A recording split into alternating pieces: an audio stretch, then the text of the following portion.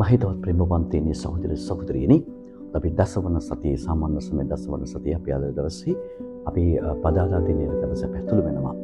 අද දවස උන්වහන්සේ කියන්නේ මම මේ ලෝකයට ආවේ මේ තියෙන සම්ප්‍රදායන් නැති කරන්න නෙවෙයි, විනාශ කරන්න නෙවෙයි.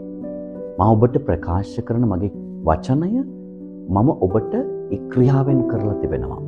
මගේ ජීවිතේ පූජා කිරීම තුළ ඔබට මා වචනයෙන් කියපු දේ ඔබ ක්‍රියාවෙන් ඔබට නංවලා තිබෙනවා.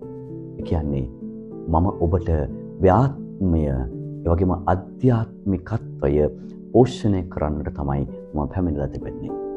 ඔබ අතර ભેදයක් ඇති කරන්න නෙවෙයි, සැබවින්ම ඒ ભેදය ඇති වෙන තැන ඒවා විසඳගෙන සාමයෙන් සතුටින් ජීවත් වන්නට තමයි මම කටයුතු කරන්නේ.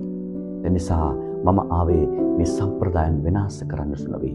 හැබැයි ඒ සම්ප්‍රදායන් පිළිපදින හැම කෙනෙකුටම වහන්සේ කියන්නේ ඔබ වචනයෙන් කියන දේ ඔබ ක්‍රියාවෙන් පෙන්වන්න.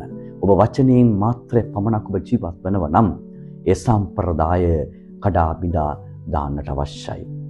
ඔබ ඒ වචනයෙන් කියන දේ ඔබ ජීවිත තුළින් ඔබ අනිත් අයට ඒක ආලෝකයක් එම නැත්නම් ඒ ජීවිතය තුළින් ආදර්ශමත් ජීවිතයක් ඔබට ජීවත් වෙන්න පුළුවන් නම් අන්න එතන තමයි තිබෙන සැබෑ වෙනස. මං ආවේ අන්නේ සැබෑ වෙනස ඔබ තුළ මා තුළ ඇති කරන්නට තමයි වාසය පැමිණියේ.